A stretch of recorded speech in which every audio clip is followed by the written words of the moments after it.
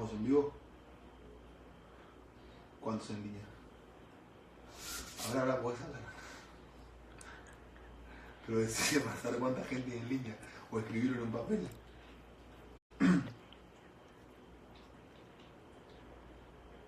Son pocos. ¿Se ve bien? ¿Se escucha bien? ¿Todo bien?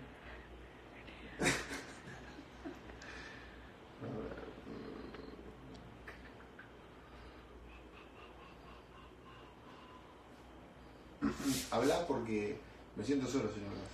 Habla en serio, te digo. Decime cuánta gente hay en línea, Flor. Decime, hablá.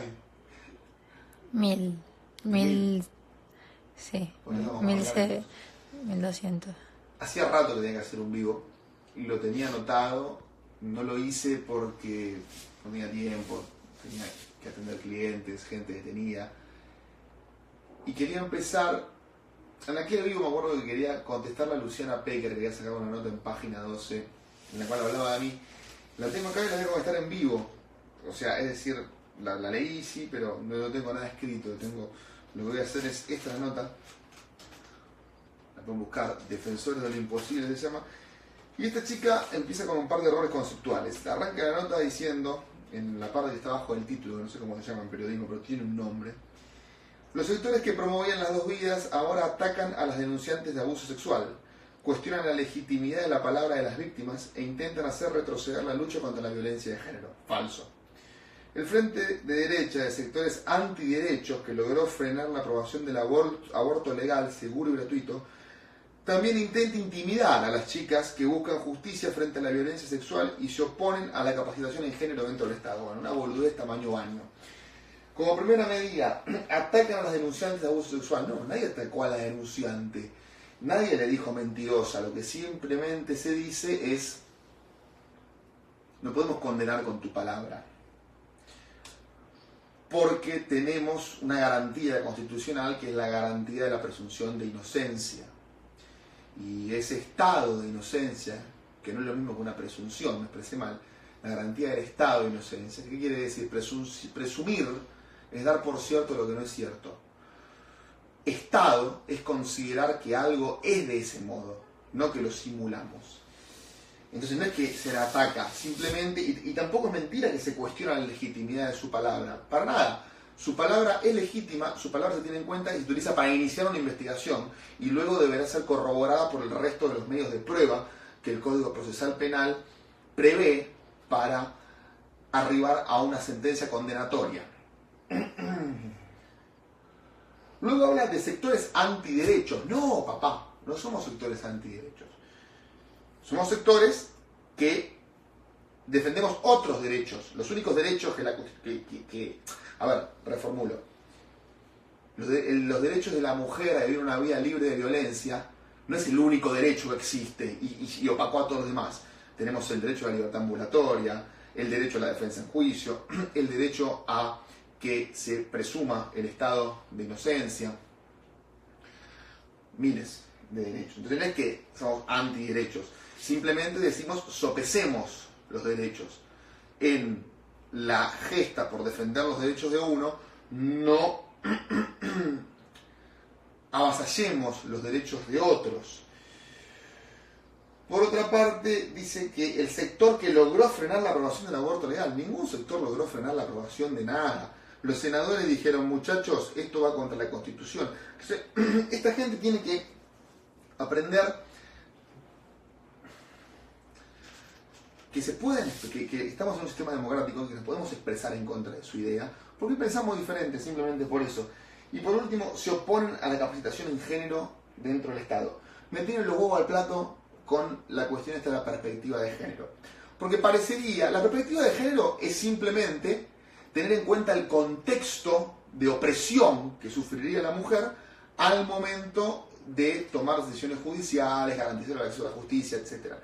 La perspectiva de género no es prescindir de todas las garantías del ciudadano, no del acusado, del ciudadano, para condenar con la palabra de la mujer. Entonces, de momento que una mujer va a la OBD y le da una prohibición de acercamiento, de momento que ha dicho la Cámara Nacional de Criminal y Correccional que en las causas de abuso sexual, por darse en un ámbito privado, son preponderantes las palabras de las víctimas. De momento que casi con la declaración de la víctima se llama indagatoria al imputado, no podemos decir que estamos en ausencia de casos de respeto a la perspectiva de género. Por otro lado, el otro día leí un informe de la Procuración General de la Nación que hablaba acerca de las condenas en las causas de abuso, y no quiero mentir en el número, pero muchísimo más de la mitad de las condenas por abuso sexual son de cumplimiento efectivo, penas de más de 15 años. Está acá el informe, a ver, lo voy a chequear y les digo exacto. Condenas por abuso sexual, informe. Bueno, como siempre, el perrito no hace su gracia cuando vienen invitados.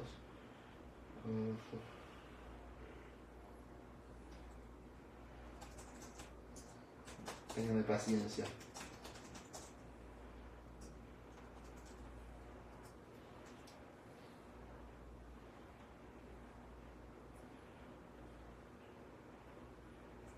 Bueno, lo que pasa es que como...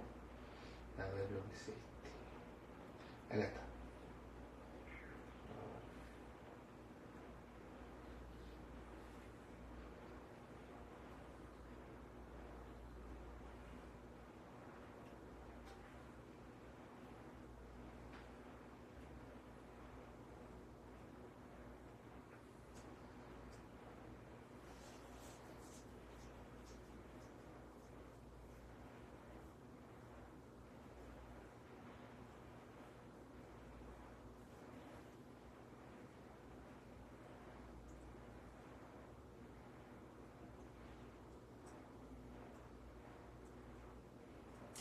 El 47% de los condenados fue enviado a la cárcel por más de 15 años.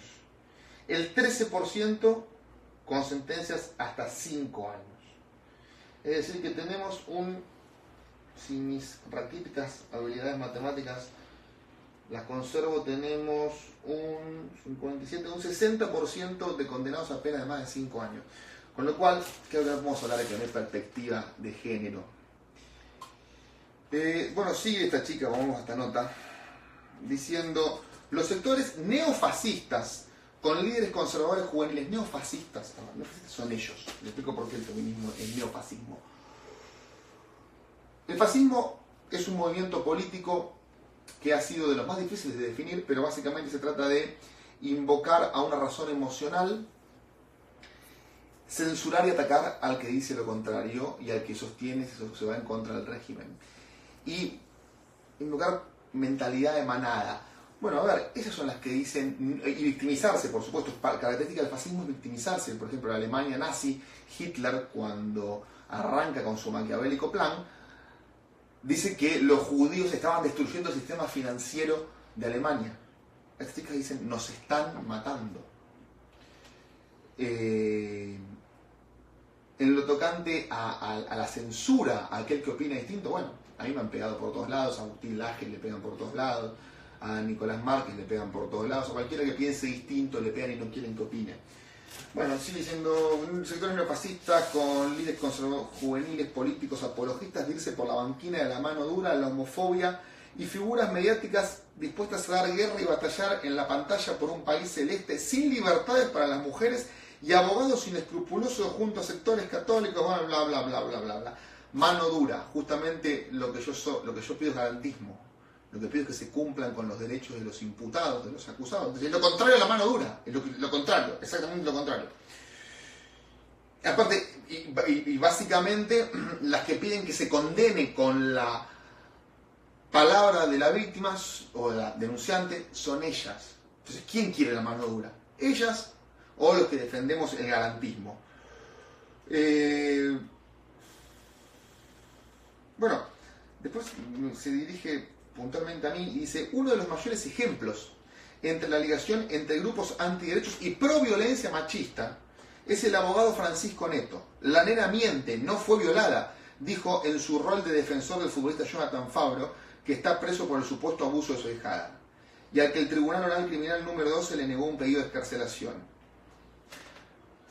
Luciana Pecker. Yo no digo que no la miente. Lo dice el cuerpo médico forense a fojas 83 de la causa.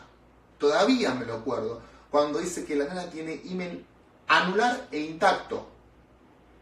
Entonces, la nena, cuando dice que fue violada, miente. No lo digo yo, lo dice el cuerpo médico forense. Si hay algún problema, van y hablan con el cuerpo médico forense. Después, de nuevo, antiderecho. Papá, te estoy defendiendo el derecho de defensa en juicio. Lo que soy, al contrario, usted, el feminismo es antiderechos. Los únicos derechos que reconoce son los propios. Y hay que tener presente que nuestros derechos, que nuestros derechos son las obligaciones del otro. Y así como nosotros tenemos derechos, otros también tienen derechos y nosotros tenemos obligaciones. Así la persona que hace una denuncia, así como tiene el derecho de denunciar, que se ve en el artículo 174 del Código Procesal Penal, también tiene la obligación, o no la obligación, la carga en realidad. La diferencia entre una carga procesal y una obligación es que la carga procesal, si uno deja de hacer algo, pierde un beneficio, y en la obligación uno tiene que hacer algo si no tiene un apercibimiento. Entonces tiene la carga procesal de probarlo. Por otro lado, dice, esta semana en Twitter, por mí, puso la frase "son siniestras" en un video de una entrevista de Intrusos, refiriéndose a la abogada de Telma Fardín, Sabrina Cartavia, y además arengó, pero vamos a poner con lo de "son siniestras". Esta chica, Sabrina Cartavia, dijo en Intrusos que, palabras más, palabras menos, vean el video, pero algo así como que la denuncia de Telma Fardín había sido hecha en el momento justo porque si avanzaba la causa contra Calu Rivero, eso iba a ser muy malo para las mujeres. O sea, ¿por qué digo son siniestras? Bueno, porque entonces empiezo a dudar de si la denuncia es real, si no es real. Aparte, esta cuestión de pensar como masa colectiva, de las mujeres contra los hombres. No se trata de las mujeres contra los hombres, o de las feministas contra hombres y mujeres no feministas. Se trata de garantizar los derechos del individuo. Si un hombre viola, tiene que ir preso. Si una mujer viola, tiene que ir presa. Que puede violar a una mujer, por supuesto. No uno es contra hombres contra mujeres, sino delincuentes contra inocentes. Es la cuestión. Por otro lado, bueno, después dice, además arengó, yo arengué, ¿no? Si están en contra del feminismo, a enfrentarlos de los argumentos, sin miedo. Arenga. Que no se puede estar en contra del feminismo. No se lo puede enfrentar al feminismo. Menos con argumentos. A ver si todavía demostramos que son una falacia. Porque justamente ellos, a ausencia de argumentos, recurren a la posverdad, a planteos emocionales. Nos están matando. Pero dame, ¿cuántas veces te mataron? A vos. Ninguna. Bueno, listo. ¿Mataron a otra? ¿Está bien? No, está mal, por supuesto que está mal. Ahora eso de nos están matando me parece una pavada bastante grande. Cortando con esta cuestión de la nota, les voy a pedir que me perdonen un segundo, me voy a retirar a buscar agua, porque tengo sed, ya vuelvo, no me extrañen.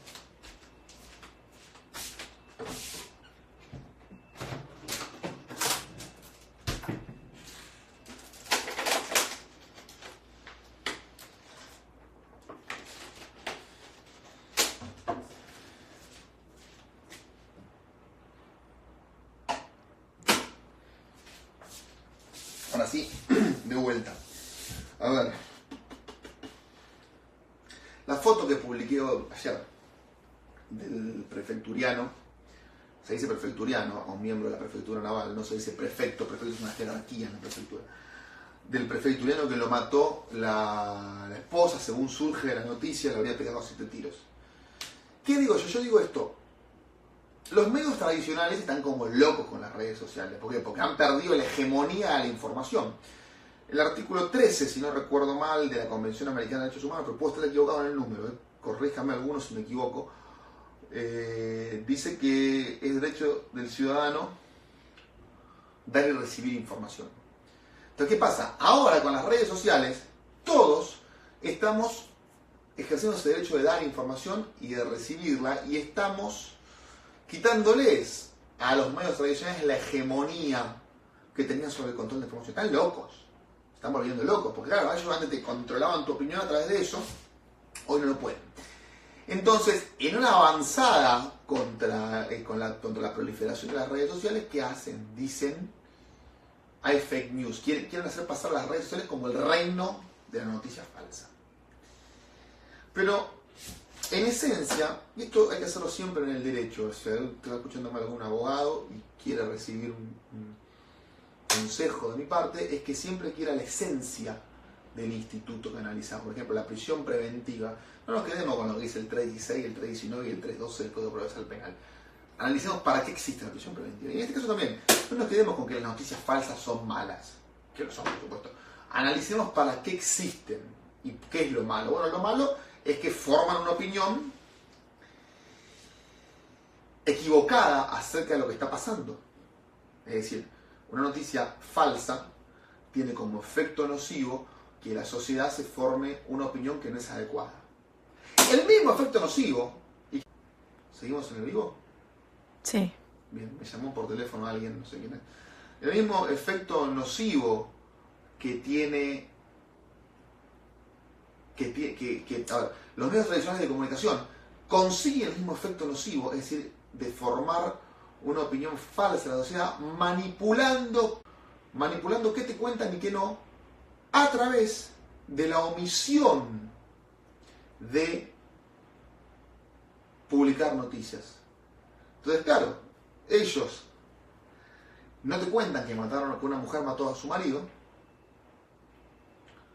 y logran que vos pienses que la violencia de género, que ahora vamos a hablar de ese término también, la violencia de género es de la mujer hacia el hombre, nunca al revés. Y lograron lo mismo que se lograría con una noticia falsa, es decir, manipular la opinión.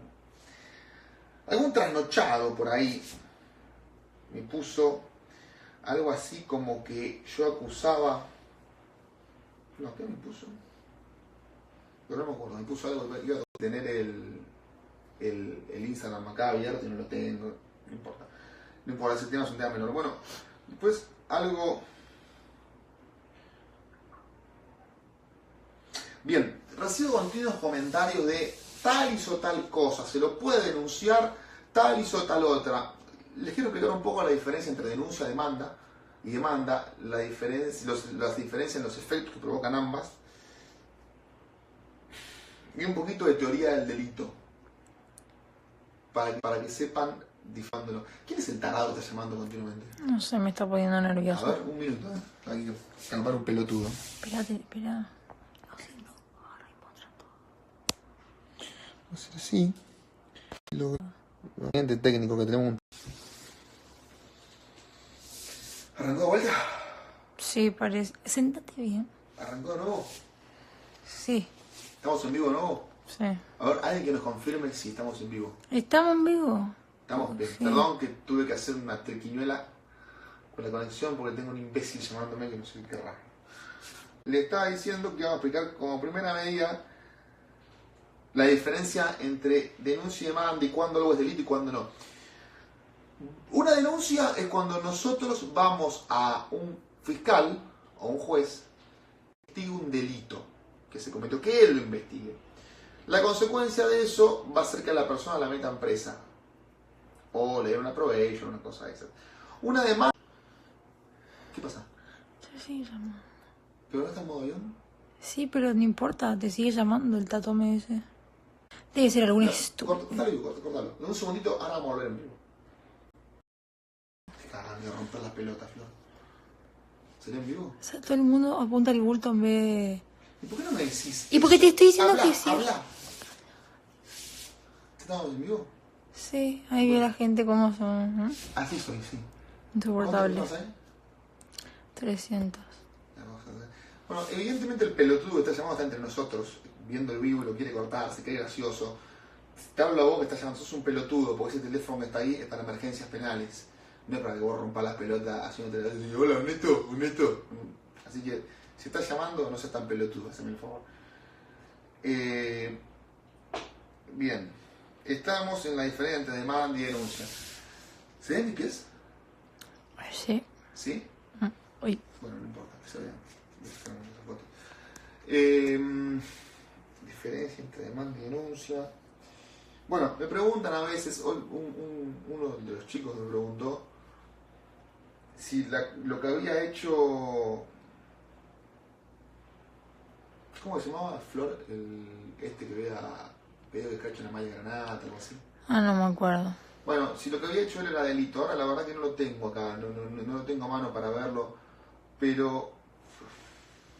A ver, yo voy a explicar muy someramente cuándo una conducta es delito. Sí, se están aburriendo, pero voy a explicar para que lo sepan. Para saber si una conducta es delito hay que pasarla por un filtro que se compone de 5 pasos. Un delito es una acción típica, antijurídica, culpable y punible. Empezamos por la acción. El delito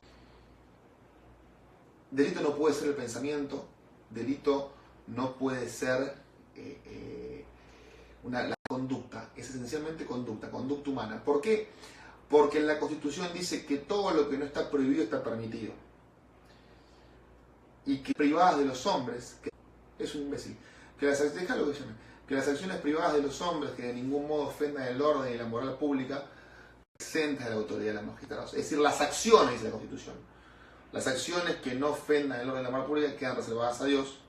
Por tanto, las acciones son las que son punibles. ¿Cuándo hay acción? La acción se define de modo negativo, para explicarlo fácil.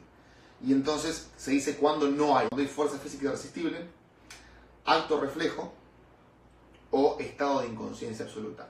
En esos 3 supuestos no hay acción. Fuera de cualquiera de los supuestos hay acción. Es decir, si la persona que hizo algo, ya sea manejar un auto, ya sea disparar un arma, no lo hizo en estado de inconsciencia absoluta, mediando fuerza física o me olvidé el otro, el otro que he dicho así que me lo olvidé, cometió esa acción que es humana, es típica. Esto es lo más importante. ¿Qué quiere decir que la acción sea típica? Que está escrita dentro del Código Penal. Que dice que esa conducta es delito. Por ejemplo, él se da reprimido con reclusión o prisión de 8 a 25 años. Entonces, ahí tenemos una acción que es típica. El tipo se divide en tipo subjetivo, en tipo objetivo, elementos normativos del tipo, elementos descriptivos del tipo. Hay que ver básicamente que eso que hizo esa persona está escrito dentro del Código Penal. Como segunda medida, hay que esa acción sea que no haya ninguna norma que dé un permiso para que esa persona cometa la acción. Por ejemplo, si alguien viene y yo tranquilamente... ¿Qué pasa? Acá muchos están diciendo que se corta el vivo porque perdón la palabra, el estúpido está llamando a cada rato y se corta y es cualquier cosa. Probablemente sea una feminista, o un feminista, o un tarado que esté llamando, pero no te preocupes, imbécil. Ahora hacemos el vivo. Claro, pero eso que dicen que es de mi celular o no sé. No, la madre. Lo vamos a hacer desde la computadora. Para cortarlo, ahora volvemos, ya volvemos, luego la computadora. Está transmitiendo en vivo. ¿Pero en vivo de vuelta? ¿Cuánto se da cuenta de 42? No sé, todavía no aparece.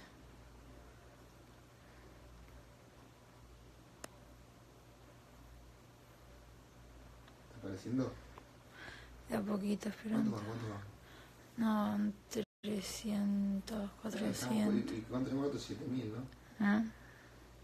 Voy a tomar algo mientras se conecta la gente.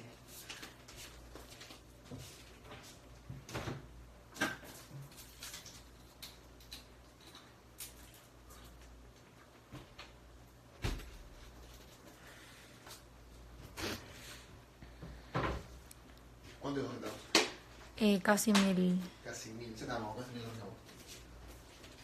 Al boludo que estaba llamando, ya está, papá, no podés conmigo, ¿entendés? Hay gente más poderosa y más importante que vos que no puede conmigo. Menos vas a poder vos, pelotudo. Ahora sí, vamos a hablar de lo importante. Estábamos en... Voy a arrancar de vuelta, teoría del delito, perdón. Acción. El delito es conducta humana. Si no hay una conducta humana, no hay un delito. Cuando hay acción cuando no hay no acción. Cuando hay no acción, o sea, cuando una conducta humana se puede decir que no es una acción importante para el derecho. Cuando hay fuerza física irresistible, estado de inconsciencia absoluta y acto reflejo. Fuera de esos casos siempre hay acción. Lo que tienen que ver ustedes es si la conducta que está llevando a cabo la persona que quieren denunciar está escrita dentro del Código Penal. Lo que no está escrito dentro del Código Penal no es delito. Puede ser otra cosa. Se puede hacer un reclamo civil, puede ser una contravención, puede ser una falta negativa, pero no es delito. Eso se llama que la acción sea típica. El tipo después se divide en subjetivo, objetivo, conglobante, etcétera, pero no importa. Después lo que tienen que ver es que la acción típica, es decir, el hecho humano, que no es ni por acto reflejo, ni por fuerza física irresistible, ni por estado de conciencia absoluta, y está escrito dentro del Código Penal, no esté permitido por otra norma, no hay una norma que permita hacerlo. Por ejemplo, a mí el mismo Código Penal me permite matar a otro cuando el otro me quiere matar a mí, que es la legítima defensa. Entonces decimos que hay acción que es típica pero no es antijurídica. Entonces dejamos analizar ahí. Si la acción no está permitida, tenemos que analizar si la persona tenía capacidad de culpa. Esto es la culpabilidad. Es decir, si esa acción que es típica y es antijurídica, es decir, ese hecho humano que fue ejecutado sin fuerza física irresistible, sin estado de inconsciencia absoluta. Lo voy a tener en vivo al pelotudo, ¿no? A ver. ¿Hola? Ah, sos un boludo más alegre de lo que yo pensaba. No contesta encima el boludo. Tenemos que ver si esa acción humana, que no fue hecha ni con estado de fuerza, ni con estado de conciencia absoluta, ni fuerza física irresistible, ni acto reflejo, típica y antijurídica, tenemos que ver si es culpable, es decir, si se le puede reprochar a esa persona.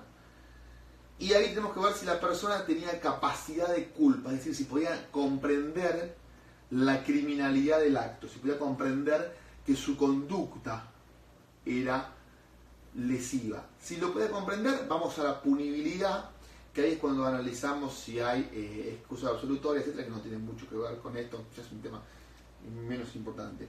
Entonces, en ese punto es que tenemos un delito. Cuando tenemos una acción típica, antijurídica, culpable y punible, tenemos un delito. Ahí podemos ir a denunciarlo. Si no, no se puede hacer una denuncia. ¿Qué pasa? No. ¿Hay alguna pregunta, algo que me quieras transmitir? No. Entonces, dicho esto, vamos a hablar del tema del femicidio. Hoy alguien me preguntaba, espera porque ahora sí lo tengo acá. Ahora, mira, el boludo este hasta nos favoreció que te puedo acceder a mi Instagram. Alguien me preguntaba, espera, le voy a buscar. Julián Delgado. Laucha 1997, vos me preguntabas que te diga, obviando el término femicidio, ¿realmente mueren mujeres por ser mujeres? Voy a dar una explicación semi difícil. A ver, el delito de femicidio es ni más ni menos que un homicidio agravado. Está previsto en el artículo 80 del Código Penal y son los que tienen pena perpetua. ¿Estamos bien? ¿En vivo? ¿Todo bien, no? Bien. Es un homicidio agravado. Vamos a partir de esa base. ¿Cómo pueden ser los homicidios agravados? Bien, tenemos el inciso 1. Hubo una ley, que fue la ley 26791, que fue la que reformó el Código Penal e introdujo el femicidio.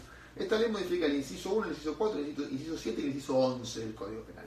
Entonces, el inciso 1 dice que recibirá reclusión o prisión perpetua aquel que matara a su ascendiente, descendiente, cónyuge, excónyuge o a la persona con quien mantiene o ha mantenido una relación de pareja mediante una convivencia. Acá lo que hace el código es legalizar una situación que se venía dando en los hechos, es decir, la gente ya no se casaba, vivía en concubinato, y si vos matabas a tu esposa era homicidio agravado por el vínculo. Si vos matabas a tu novia, no. Y es un absurdo. Se amplió el concepto de vínculo, digamos. Entonces, eso sí es una figura... Es bueno que haya agregado eso. ¿Por qué? Porque es, digamos, la conducta de una persona que mata a otra con la que tiene un vínculo es más disvaliosa, es más grave que la conducta de la persona que mata a alguien que no conoce. Aunque las dos son conductas malas, matar a una persona con la que tenés un vínculo es más grave, es más disvalioso. Entonces, en ese sentido, celebro y aplaudo la reforma. Se amplió el concepto de vínculo.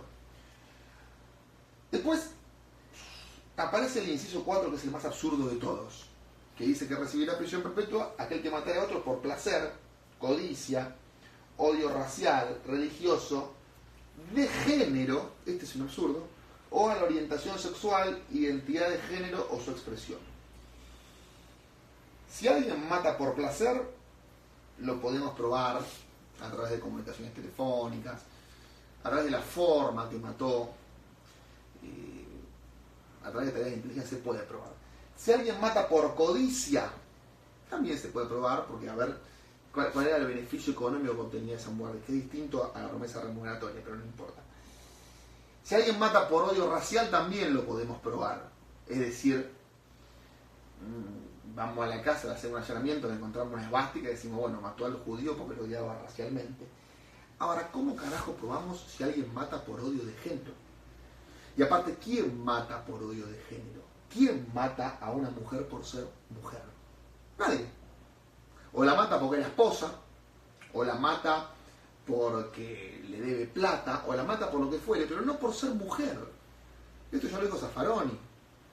O sea, ninguna persona, o excepto un asesino serial, que mate a mujeres por ser mujer. De hecho, la única persona que se me viene a la mente que podría encuadrar dentro de esta figura es Jack el Destripador.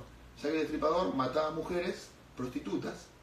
No, y tampoco, porque Jack el Destripador no mataba a mujeres, mataba a prostitutas, porque la madre era prostituta. Pero no mataba a mujeres. O sea, nadie mata a una mujer por ser mujer.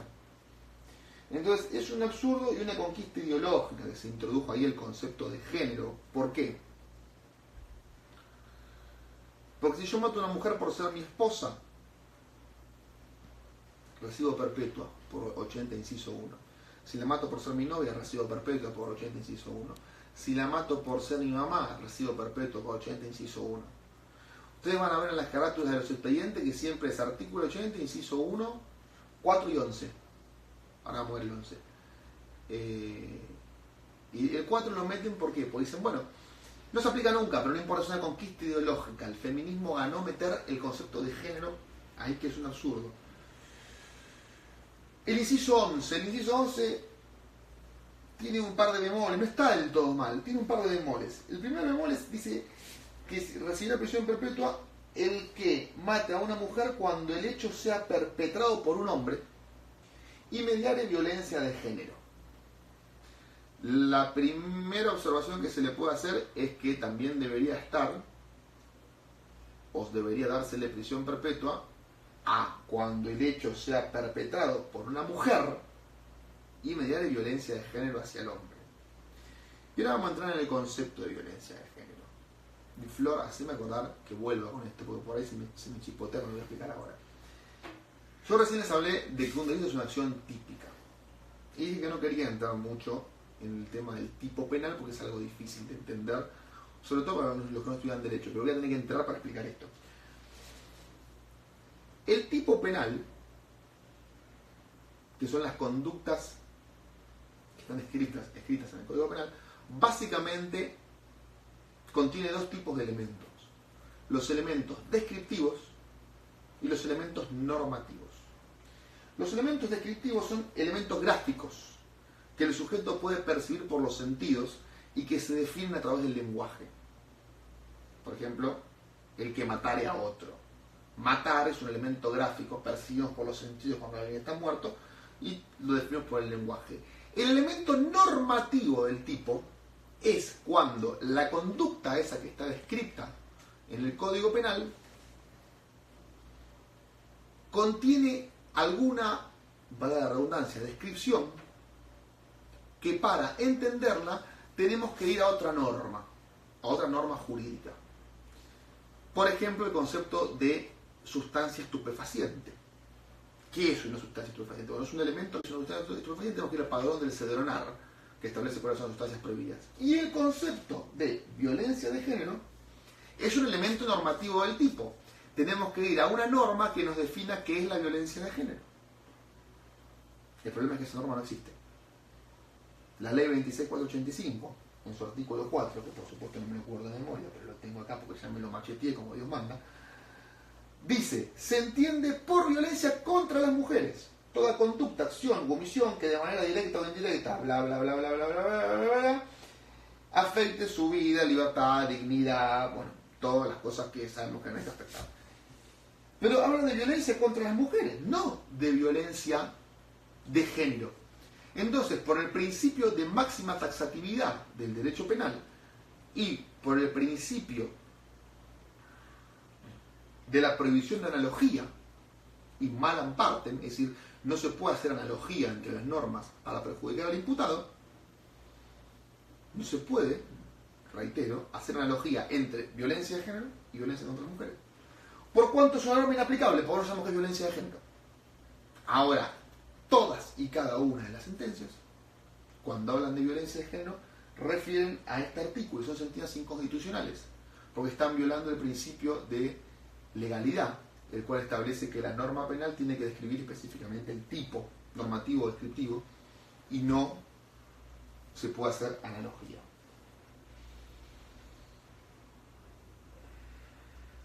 Ahora bien, tenemos que entrar en el concepto de violencia de género. ¿Qué pasa?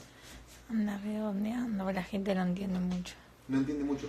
No, hay temas y temas. Bueno, un día, a los que le interesen, me piden y les hago un vivo de este punto. Pero después hay también un ridículo, que es que,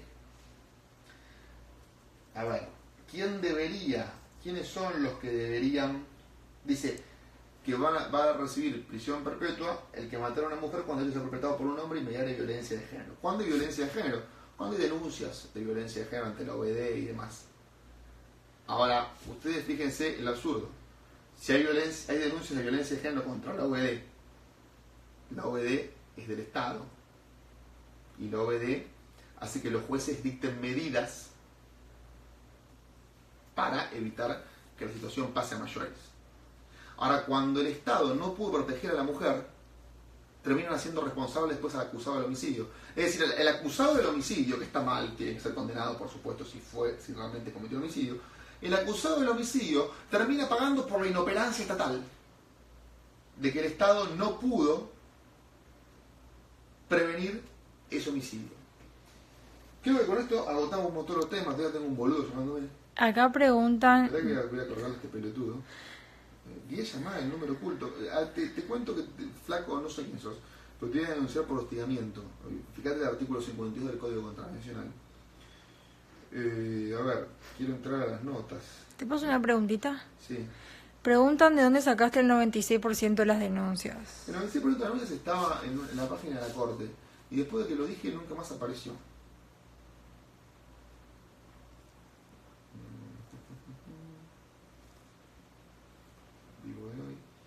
¿Qué preguntas hay? Lo que te pregunté del 96% de las Ya lo denuncias. contesté. Bueno, ninguna otra. Espera, Te dicen qué opinas de Agustina Canfer. Agustina Canfer voy a denunciar por injurias. Así que prefiero reservarme las opiniones y hablar en la justicia. Un puntito más. Chan. Yo en su momento había dicho... Me está dando Oscar, que debe estar en vivo. Sí. ¿Está acá? Sí. ¿Qué pasa, papá? Yo en su momento había dicho que había una denuncia, que había un vínculo entre esto de la denuncia de violación y el aborto legal. ¿Qué había dicho? Había dicho que se pretendía instalar... Quiero Oscarcito, a ver qué dice. Está zafo. Yo había dicho que se pretendía instalar... Están morfando asado. ¿Con quién? ¿En dónde? Yo había dicho que se pretendía instalar... Vamos a vuelta con las denuncias de violencia de género. Yo había dicho que entre las denuncias de abuso sexual, en las cuales se pretendía instalar que no se podía dudar de la palabra de la víctima, y el aborto legal, había un vínculo. Es decir, si no se puede dudar de la palabra de la víctima, tenemos aborto demanda, porque la víctima va ante el médico, le dice me violaron y el médico tiene que abortar. Entonces tranquilamente la víctima podría mentir y tener aborto legal de hecho. Muchos me dicen, bueno, pero el fallo FAL de la Corte ya dijo que eso tenía que ser así, que la víctima con solo ir al médico y decir que había sido violada tienen que practicar el aborto. El fallo FAL de la Corte tiene un par de... El primer problema que tiene el fallo FAL de la Corte, uno es que decide en abstracto. Es decir, para cuando los jueces tomaron la decisión, el niño ya había sido abortado y no puede haber decisiones en abstracto respecto de cuestiones federales, lo dice la ley 48 del recuerdo ordenado federal, o sea, tiene que haber una cuestión actual. Y como segunda medida, que decide más allá de lo que piden las partes. Los jueces, si yo le pido una manzana y el otro dice no le corresponde, y mi contraparte dice no le corresponde la manzana, el juez tiene que decidir respecto de si me corresponde o no me corresponde la manzana. No puede decir, no, bueno, la manzana no, pero quiero una banana. No. El juez no puede introducir peticiones que las partes no introdujeron. Entonces, por eso el fallo FAL sería inconstitucional. Pero hay un punto que es que hace poco se descubrió el fallo que legaliza, de algún modo, entre comillas, el aborto en Estados Unidos es Roe versus Wade. En Roe versus Wade era muy similar a FAL. Una mujer dice que fue violada y pide que se le practique un aborto. Y entonces en Roe versus Wade, el juez le da el derecho a que se practique el aborto. Es un tema largo que no voy a explicar. Lo anecdótico de esto es que la abogada que representó a Roe, que era la mujer, hace muy poco, creo que fue en el 2015, reconoció que mintió acerca de la violación, que la mujer no había sido violada, pero que le pareció una mentira piadosa, por decirlo de algún modo, porque estaba defendiendo una causa justa. Entonces, en ese tipo de casos, es cuando tenemos que permitirnos dudar, siempre. Dudar, no de lo que dice la denunciante, pero sí de la culpabilidad del reo. Siempre, hasta que no haya prueba suficiente y no haya toda duda razonable, hay que dudar de la culpabilidad del reo y en su caso no condenarlo. Con esto, si no hay más preguntas, me retiro hasta el próximo video que no sé cuándo va a ser. Te sí te pregunto, de hecho. ¿Qué pregunta? Decí la pregunta, la escucho. Bueno, ¿Es la lambrada? sí. Que hables del qué pasó con Morandi, el tema de Jujuy y bueno, no me acuerdo. Bueno, vamos de a una. ¿Qué pasó con Morandi? Sofi Morandi, a mi entender, comete el delito de instigación a cometer delitos. Cuando una persona lanza una frase a un grupo indeterminado de personas diciéndoles que hagan tal cosa, estimulándoles a que cometan delitos, esa conducta se encuentra prevista y reprimida en el artículo 209 del Código Penal y yo realmente creí que eso debería ser denunciado. Hice la denuncia, si no recuerdo mal, está tramitando en el juzgado de lo criminal y correccional número 12 de la capital federal y tengo fecha para ratificar esa denuncia el 5 de febrero, es decir, creo que era el 5, pero sí, el 5 de febrero. Tengo que ir como que el juez de algún modo te dice vení y decímelo en la cara. Así que tengo que ir a decírselo en la cara al juez el 5 de febrero a las 10:30 de la mañana. Es un tema importante. Tema Jujuy, ¿pero qué quieren saber de Jujuy? No sé, lo del gobernador este. ¿El juicio político? No, el tema de Jujuy yo con un grupo de personas conmigo, yo con un grupo de personas, le estamos pidiendo el juicio político a Gerardo Morales, el gobernador de Jujuy, porque entendemos que su accionar estuvo fuera de todo protocolo. Y porque entendemos que ha violado los deberes a su cargo. La Constitución de Jujuy, en el artículo 203, dice que se le puede pedir el juicio político a ciertos funcionarios que ella establece cuando violan los deberes a su cargo. El artículo 63 de la Constitución de Jujuy dice que uno de los deberes a cargo del gobernador y de los funcionarios es observar la Constitución Nacional. El gobernador de Jujuy, en algunas declaraciones televisivas, dijo que él había dado la orden de que se practique la interrupción legal del embarazo. Primero, él no puede dar esa orden, porque tiene que respetar la Constitución Nacional, y la Constitución Nacional, en el artículo 75, inciso 22, se incorpora la Convención de los Derechos del Niño, y la Convención de los Derechos del Niño dice que se es niño desde la concepción hasta los 18 años, desde la concepción. Entonces, al decir que se practique el aborto, no ha respetado la Constitución según mi leal y humilde entender. Ahora hay un tema que es va más allá, porque lo que habría dicho el gobernador es que él se habría amparado en el fallo FAL para hacer eso. El tema es que el fallo FAL, ¿qué dice? Como primera medida dice que el fallo FAL es inconstitucional, en mi opinión, de la forma que ha decidido la Corte. Pero, suponiendo que apliquemos su lógica, el fallo FAL dice como primera medida que la decisión o no de abortar tiene que ser tomada entre el médico que practique la experticia y la parturienta. No mete al gobernador. El gobernador no puede venir y dar la orden de que se aborte. En segunda medida, el fallo FAL exhorta a los estados provinciales y el Estado Nacional a que implementen un protocolo para casos de aborto. Ese protocolo existe a nivel nacional. Ese protocolo establece que hasta la semana 22, ese protocolo existe y es constitucional, pero bueno, al margen de eso existe. Y dice que se puede practicar el aborto hasta la semana 22. El punto es que la chica tenía 24 semanas de embarazo. Por tanto, aunque se aplique el fallo FAL, estamos por fuera del protocolo que se estableció en base al fallo FAL. Por tanto, estamos fuera de la Constitución. Por tanto, el gobernador con su accionar habría inobservado la Constitución Nacional y habría incurrido en un incumplimiento de sus deberes por violación al artículo 63 de la Constitución de la provincia de Jujuy, que es la que establece cuáles son los deberes del gobernador. Así que en los próximos días estamos haciendo un pedido de juicio político para que se lo destituya. Último tema. Dugan. Dugan, no quiero hablar de Dugan porque ha demostrado su bajeza con bloquearme y encima sigue hablando de mí. Si ve esto, lo único que le puedo decir es que si tiene un problema personal conmigo, los problemas personales, los hombres, no los arreglamos en televisión y en las redes sociales. Tiene mi teléfono, no es difícil conseguirlo. Yo la verdad que él no lo tengo, si lo tuviera lo llamaría. Nos encontramos y arreglamos los problemas personales que haya que arreglar. Así de fácil, no me parece que haya que recurrir a esconderse detrás de un teclado de la pantallita de un celular para arreglar problemas personales. Y tampoco sé por qué tiene problemas personales conmigo.